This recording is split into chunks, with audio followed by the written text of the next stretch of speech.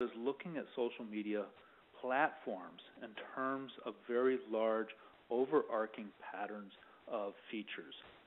Now, this is what we call the social media pyramid. It's something that I'm going to show you how it can be applied to looking at different platforms. So if a new platform emerges, let's say you can take it and apply it to Pinterest. But it's a way of looking at each of these features in their own way. I just saw a request that I speak up, and I apologize, I will do that. At the top of this pyramid is the concept of identity. Now, in almost all social media platforms, users are able to show their own identity. You create a profile, you talk about yourself. It's basically you hanging a sign up and saying, look, I'm open for business, I'm open for being social with you. The next part is relationships. What type of relationship can I have on this social media platform? Now, there are some social media platforms where the concept of relationships is actually very weak. We don't form relationships. We behave on an ad hoc basis on each day that we come into the platform. And others, we actually create very strong relationships. If I say I'm following you and you're following me, we have a bond. Now, sometimes those relationships are asynchronous. They go one way. Sometimes they go both ways.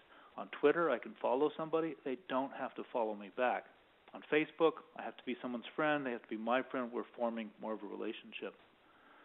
The idea of conversations, having conversations, how much does a platform facilitate or enable conversations to take place and in which way? Groups, some platforms enable groups, some don't. On Twitter, for instance, if I create a group, it's more imaginary. I can have lists, but that doesn't necessarily enable that group to participate as a group. People form groups with hashtags, whereas on other platforms, people actually can create groups and behave within those groups. On Facebook, most certainly, I can have a private group, and we can operate in that space. If we go to the bottom, we're talking about gaming. Now, gaming isn't just the idea of having games. Sometimes gaming elements, like when I can give somebody points for doing something, when I can reward them for doing something, that's also gaming. Some social media platforms enable more elements of gaming than others. Presence, are you there or not? This is one that I find most weak on some of the major platforms. Is somebody there or not? Which means, can I participate or involve myself with them, have a conversation right now or not? For instance, right now here on this webinar, it's showing me that X amount of attendees are here. I can see that you're here. And if I view all attendees, I can actually see you as individuals and perhaps click on your name and have a chat with you. That's what we mean by presence. The concept of curation is being able to share content with others. Twitter, very strong curation component. LinkedIn, Facebook, all of those have strong curation elements.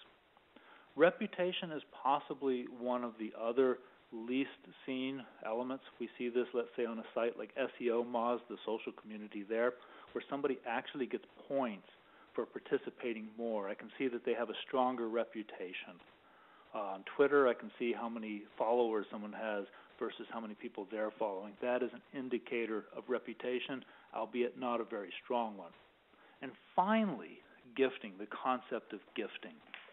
And gifting is very, very powerful in social media. Even when I retweet somebody, that can be considered gifting. Now, when you get involved in gifting, you're getting into the whole world of reciprocity and what's called the rule of reciprocity. And when you do that, it's a whole different game. People are very, very prone to want to give back with reciprocity. Now, if you question the idea, well, when I retweet someone, is that really a gift? A lot of times when I retweet someone, I end up getting thanked for that by someone. Or if somebody retweets me, I thank them. So there very much is an element of that. Now, on this next screen, what we're going to do is we're going to actually consider the social pyramid in light of, let's say, Facebook. Now, Facebook is very strong in almost all of these elements. We see that, of course, someone can design their identity, they can have relationships and conversations and belong in groups. There's a lot of gaming on Facebook. Presence is there. You can see when someone is there, so it's a stronger gray. The grayscale is used on a scale of 1 to 5, so black it's very powerful. White would mean that it's totally weak. Reputation here is very weak on Facebook. And finally, gifting and curation, again, are very strong. Twitter, we see that the notion of identity is not as strong as it is on Facebook.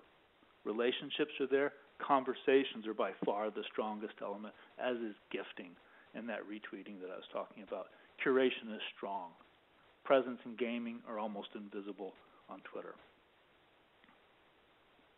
And finally, on Google+, again, like Facebook, we see that all of the elements except presence and reputation are very strong. However, I did hear that recently they are starting to bring in a feature of presence that you can see when somebody is there or not.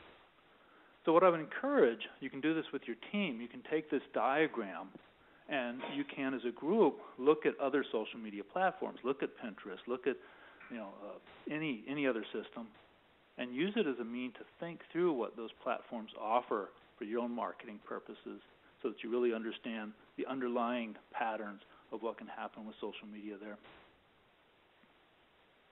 Some of the other major elements, some of the patterns of social media, are just how we have conversations, how we have discourse, how we have engagement with people. We have the monologue. I'm having a monologue right now. I'm speaking. Nobody can talk back to me, although I can see your tweets, so keep them coming. A dialogue, of course, is when we have a conversation. It's two-way. I say something to you, you say something to me, we go back and forth. Multilog is a new concept that came out. A guy named Gary Shank proposed it. And a multilog is when you have a whole lot of voices talking. And sometimes individual voices arise, they retain their identity, but at the same time, sometimes side conversations take place. It's a mishmash. Tweet chats most resemble the multilog. If you haven't been on a tweet chat, I highly recommend on Sunday nights getting on to blog chat, 9 o'clock, typing in the hashtag blog chat, and you want to see what a multilog is. That's a perfect example. Some of the other types of engagement we have are transactional, where I actually do something with you, I purchase something from you, and then, of course, that gifting.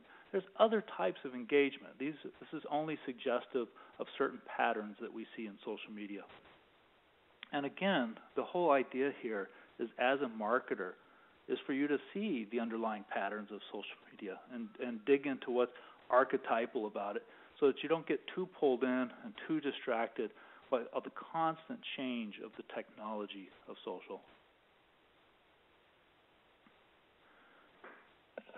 So a very famous psychologist named Robin Dunbar talked about social grooming.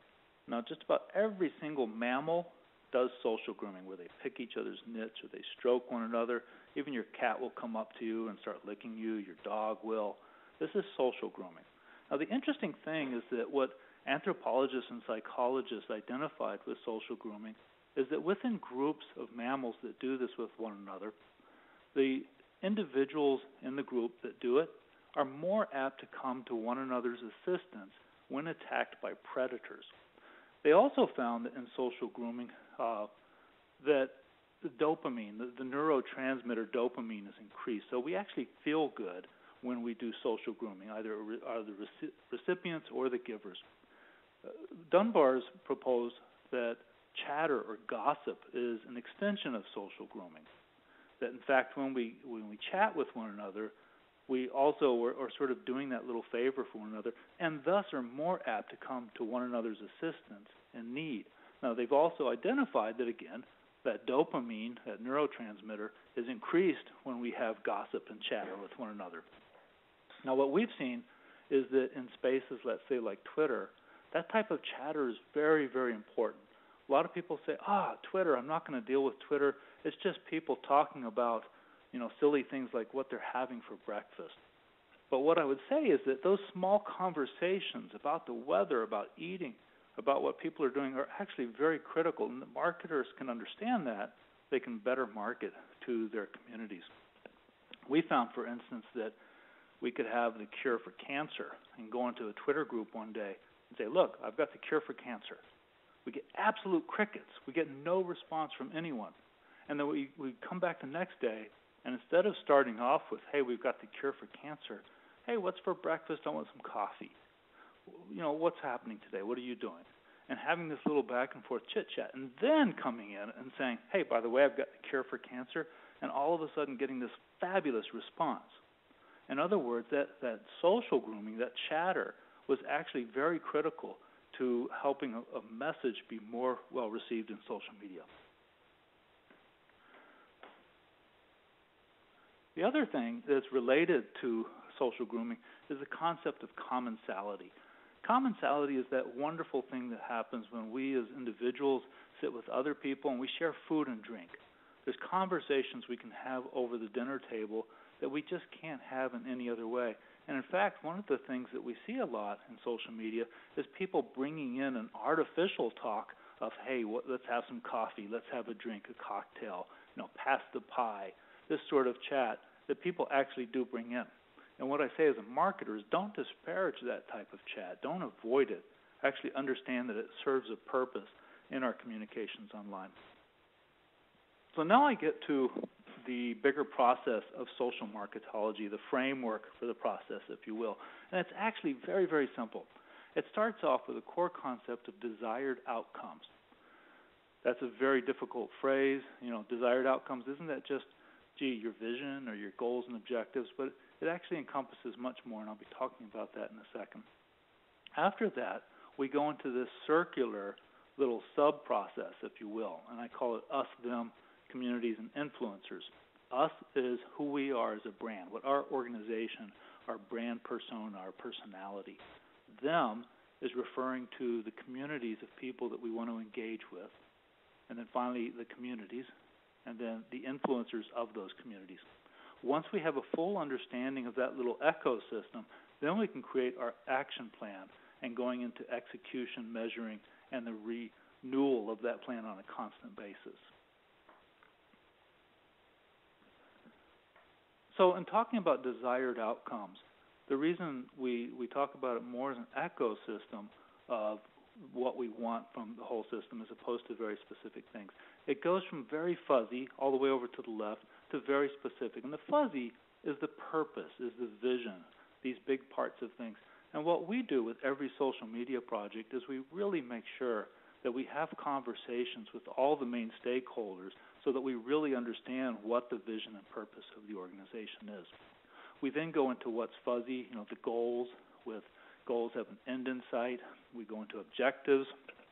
Now, by the way, this phrase, goals and objectives, is often very confused by marketers and business people in general. And you shouldn't feel bad about that because our research showed that before the 1960s, in the late 1940s, the two terms were actually flipped in meaning. Today they've come to mean in most business literature that a goal is a little bit more abstract, it's a little fuzzier, and that we have several concrete, clearly defined and measurable objectives on the way to those goals.